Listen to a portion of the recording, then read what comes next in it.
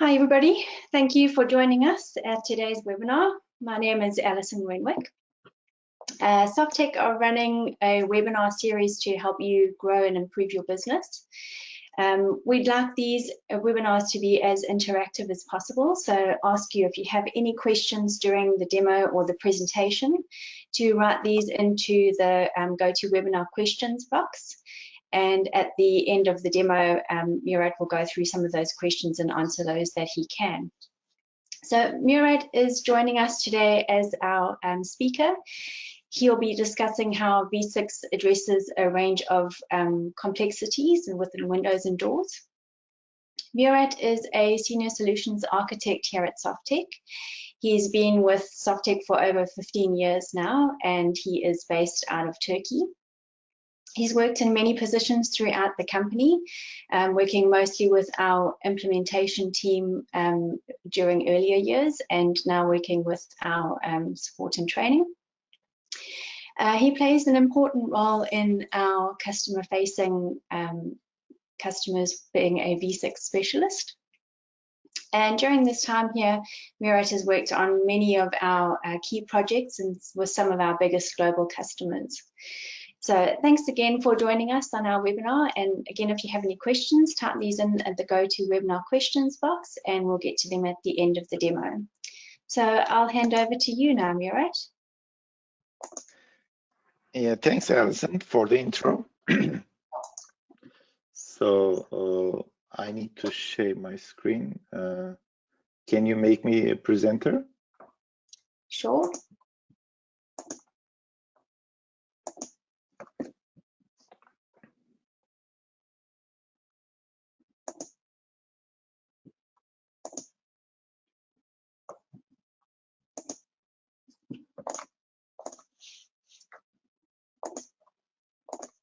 There you go. You should have had the request come through. Yes. Cool.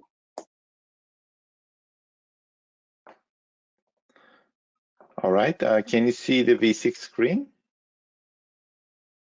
Yeah, that's good to go. Okay. All right. So today, I will talk about V6 capabilities of handling different type of products from an easy, rectangular shape to or a simple storefront to a complicated curtain wall, and also different shapes we will build together. So I will create a new quote. I'm going to add a simple storefront here.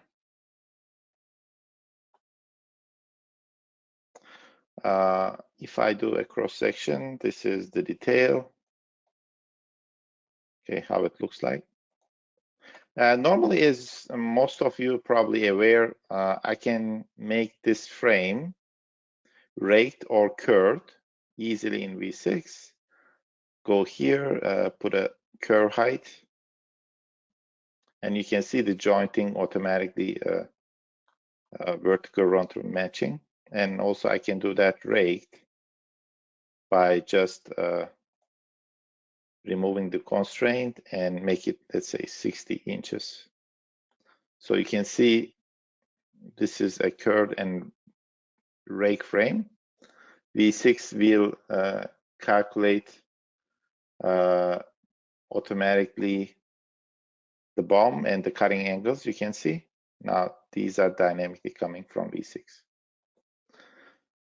So these features are there, but we can also create predefined wireframe shapes where, and we can actually define also the dimensions that we would like to change, the parameters, and accordingly, user can add that and configure. So I'm going to start with this one, what we call doghouse or peaked frame, we can call it. So for this shape, this is coming with standard size, but we have actually a configurator here. I click this button. So we can input the frame width, say it's going to be 90, the height 80, and the smaller height being 65. If I click OK, you can see that's been automatically updated. So that way I can configure this the way I want this shape. And the dimensions is, the tool to configure this is here. And again, V6 will calculate the cut angles and the lengths dynamically from the joint type here. Next, I will add another shape, triangle. So you can see here the dimensions. Again, I will use my configurator to configure this because this is actually what we call in V6 a wireframe shape macro. This is not a normal frame with just, you know, the we are using these normal wizards. This is, or grid frame wizard. This is coming from a wireframe shape macro. So what I will do, yeah, I will run this again, configurator. This time I have only two parameters, two dimensions to change. So I do that 50 by 80. Click OK. So now it's 50 by 80. Again, if I have that shape, I can easily configure. There is no limitations on these shapes. We can create any different shape. We just you know, need to create the macro for it and attach to the frame type. Only one condition is we don't support the elliptical shapes, but anything curved or raked we can do. Next shape I will add is actually a curved one. So I click this one. This is a half arch. Okay. From the left, I could create also the right version of it. Again, I don't, normally I can click these dimensions and change them, but I will not do that because this frame is supposed to be only configured from here with the shape macro editor. So I click this button again, say the width will be 60 and the height will be 40. Click OK. Now this is 60 by 40. And I can change that again and make it 40 by 60. Click OK, and it's done. And if I go to a bit of material, again, I will see the cut angles, as well as this time I will see the radius for this profile. Okay, so that was with the simple storefront windows, like how we can just create custom shapes and attach them. I know in Windows and storefront market especially, there are lots of custom shapes that request coming. So if you would have a library of all those shapes in your database, then you could add them easily and just configure. Next one I will do is now, as I said, this was a simple frame and with just the different shapes. Now I'm going to do a bigger product and show you like we can even handle a very complicated curtain wall product, for example, as an example. So I'm going to create a new frame here and saying this is going to be elevation 5. We'll pick a frame type. So this will be a unitized curtain wall. I will use the grid frame wizard to configure this. Let's say it's going to be 400 by 500 and having 6 columns and 8 rows. Click OK. So this is being added, but as you see, there is nothing in it. This is just a grid. Now I need to add my template frame, my unit from the library. So I go here and say, I want to add this unit. So when I add this unit, it will automatically make it equal light and put it in all those units. So I have a wizard to add that, but I can also just native way select all the resources, say I'm going to add from the template frame, click OK, and it's going to add here. And you can see also the question mark, which that means it generated E marks. Right now I didn't activate E mark generation, so that's why you see question mark here, but later on it's going to change.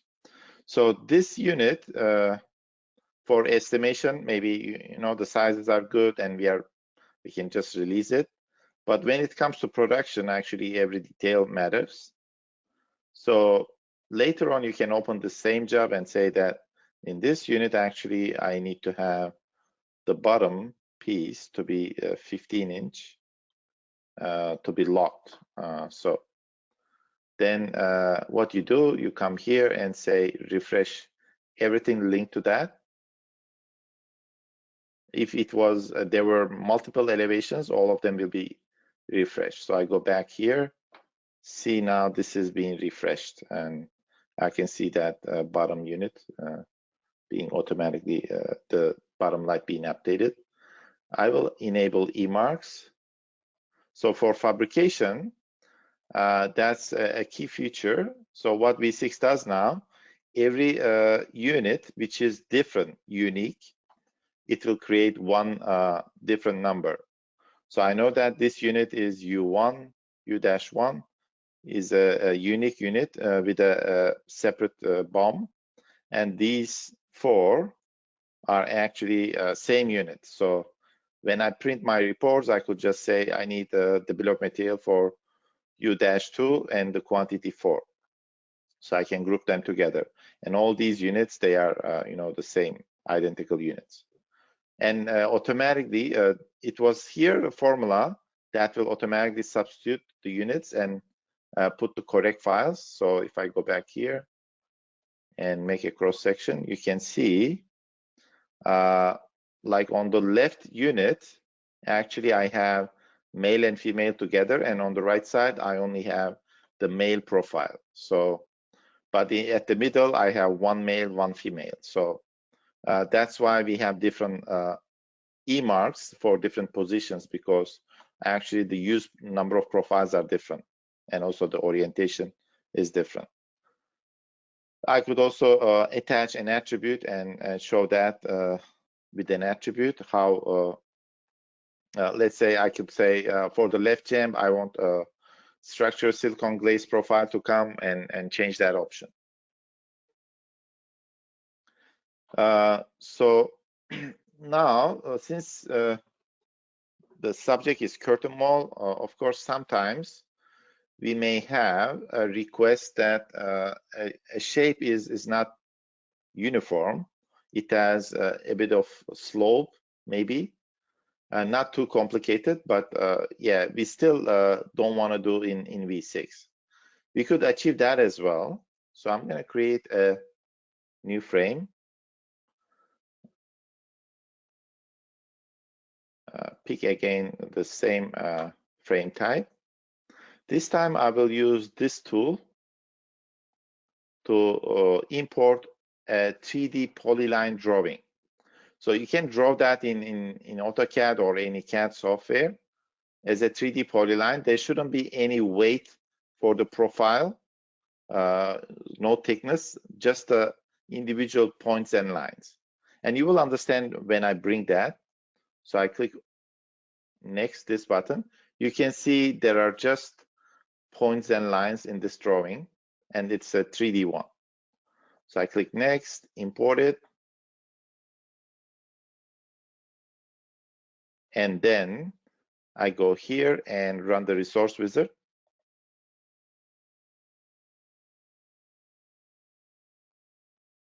All right, so again, I go here, next, import.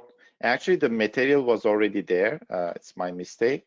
I just need to add the units on the lights. So I just go and click nested frame. Let me add my template unit again here. Or maybe I can add this time the unit with one light. Okay, so I'm gonna go here and nest that unit on. I can operate in each phase separately. So I go to phase 1, click, select the lights, and then go here, template frame, one light unit, then it's gonna nest it. Okay, and now if I just show you in 3D only this phase, rotate this so you can see it's being added. And I can do the same for other faces.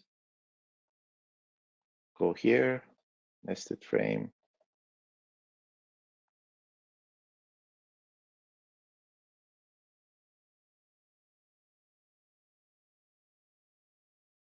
Okay, and then go here and do the nested frame.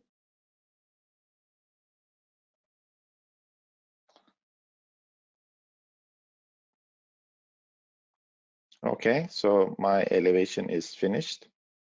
So if I would have the correct corner profiles and everything set up, then my BOM basically at that point will be ready, and I will see the cut angles and all with the proper, calculation with all the different parts of the curtain wall.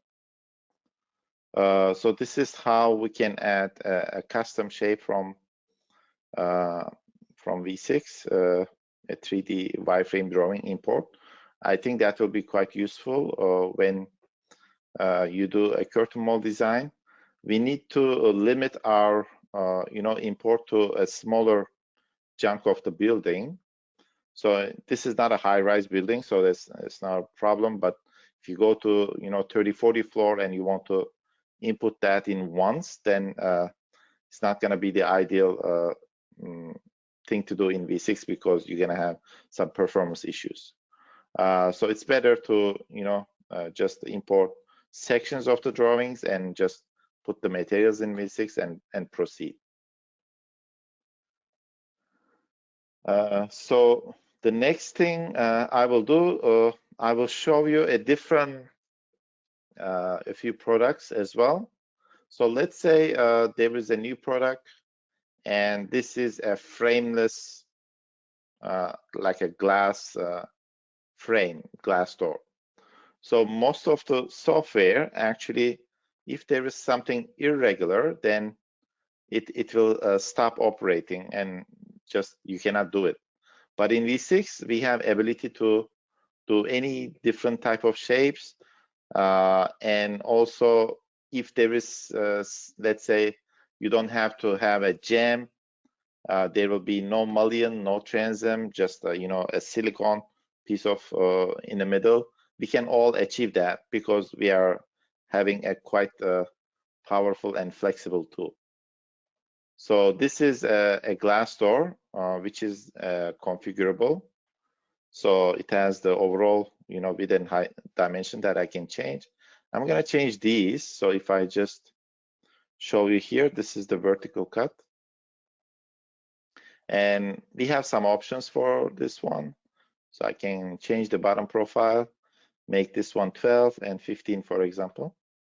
So if I come back, this is now configured. And this glass is actually not a rectangular glass. It's a custom shaped glass. So if I do a 3D view, this is what I'm having, and this is my glass. So again, flexibility of V6 to do that shape and in a way that actually I can configure the dimensions, the parameters that I can change with them. I can change them. So it is not only I pick something standard and it's there, I cannot configure anymore. So that was an glass door. And also we could design in this database to have notchings on this glass and so on. I don't have example here, but we have ability to do that as well. Next one I will add will be, a custom frame. And again, I'm gonna build that frame from a frame type. So I click E3, pick the frame type. So this is my frame type. What this is about is this is an all glass frame, which is using embedded glass shape.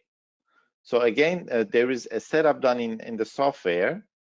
Without using any macro, I can actually configure this, and the number of the lights, the glass profiles will be changed dynamically. So yeah, when I show you actually the cross section, you will understand what type of product is this. So I click this grid frame wizard, and so I'm gonna say the width being 90 and height 160, and just click OK. There is no light, just one light. I click OK. You can see the shape coming here. Although I didn't pick anything in the middle as a glass, there is some, there are some profiles here. So if I just check the cross section and uncompress, you can see this is an all glass frame with a bended glass profile. And the edges, there is a variable profile dynamically adjusting itself to fit in. And I have 1, 2, 3, 4, 5, 6, 7, 8, 9 from these dynamically coming with some background formulas and setup. So again, there's no glass, no fill that technically in V6 we design. It's just coming from profiles. What V6 does, it is adding to the left one assembly, and then all the rest assemblies are child of these assemblies with an offset. So they move to the right, they move to the right, each and every with a different amount, and at the end I get this result. It's all formulas and math behind.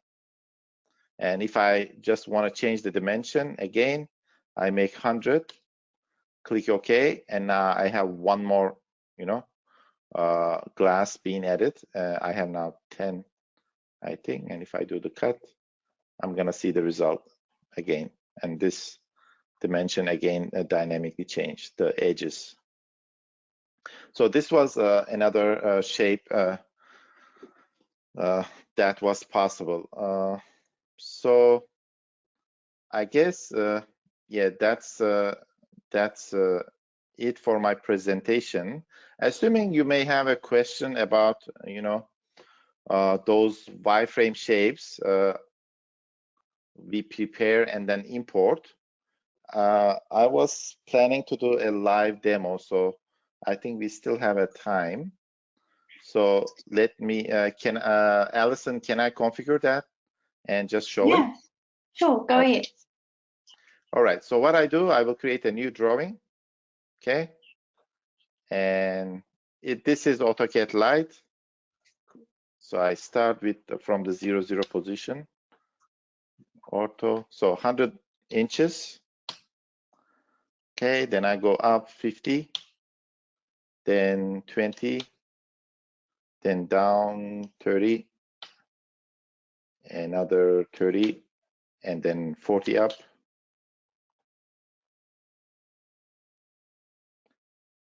Okay.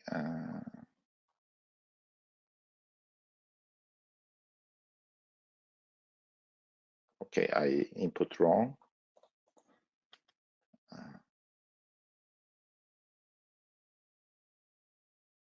Yeah, I go up 40 and then go here and finish this. Then I'm gonna draw a line from middle as a, and then I will draw another one from here. So this is my shape. And in case this is, since I break that, yeah, this is not a polyline, it's just individual lines, but it doesn't matter. We can also do like that. So what I'm gonna do, this shape is ready. I will save that.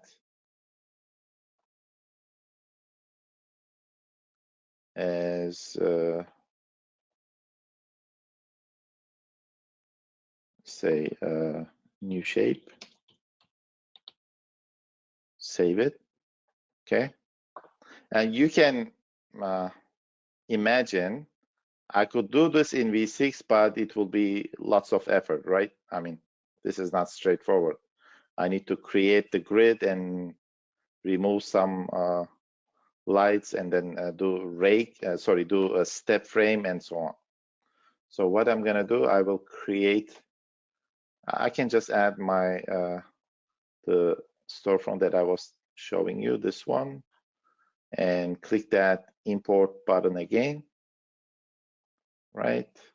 So my new shape, okay, I need to close the shape in CAD software, so I'm closing it. Come back and new shape, next, import, and it's there. You can see the glass shapes are like a L shape here. If I do the CAD link and compress, everything worked fine, so I don't have any issues.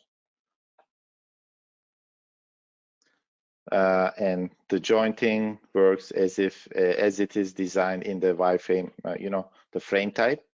So all these jointings are as designed in the frame type. And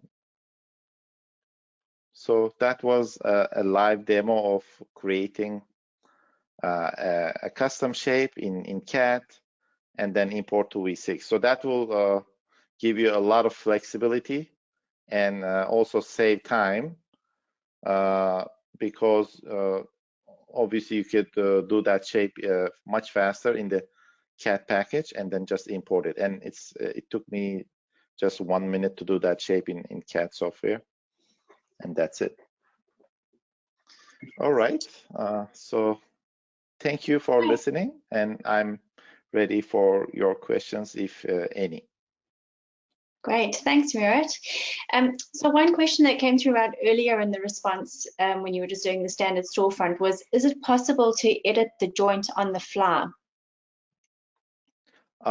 Yes, for sure. So if I go back to those shapes here, yeah, this joint, I want to make miter, so I just click this miter button, and now it's miter.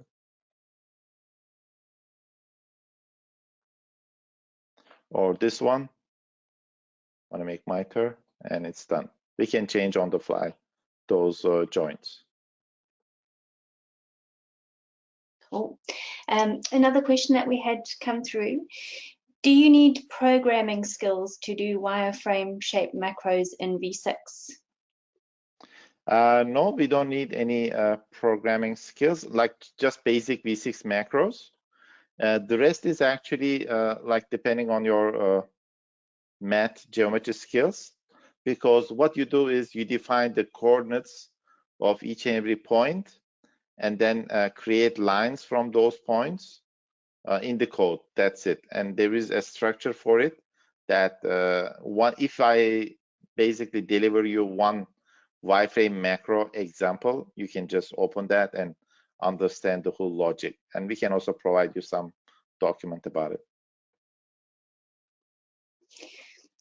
This one came through in the last part of the webinar. I'm not sure if you've already answered it, but can you do live drawing in AutoCAD and then import that into V6? Yeah, so I did that already, like this shape, and I could also do like a rake or some other shapes, similar shapes that I did, like peak frame. I could draw here and import in V6 as an alternative. Now, the advantage of using wireframe shape macros for predefined shapes is that I can configure them with my configurator. So if I click this, I can change the dimensions and it will be there. If I have non-standard, which is not a common shape like the one I did in the other code, then it's useful to use either this type of curtain wall shape or either that type of shape, then it's good to use a wireframe import feature and just do it in CAD and import here.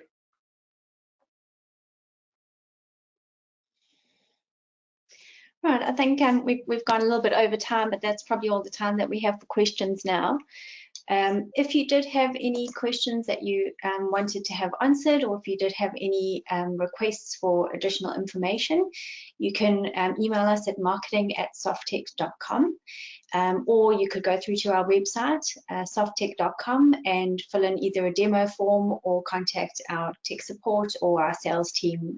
We also have a chat feature available on our website. So anytime you need a question regarding information on the product or tech support, jump onto our website, softtech.com, and have a chat with our team that are waiting there to assist. So thanks very much for assisting and going through the demos with us, Murat. And sure. thank you for joining us. Thank you.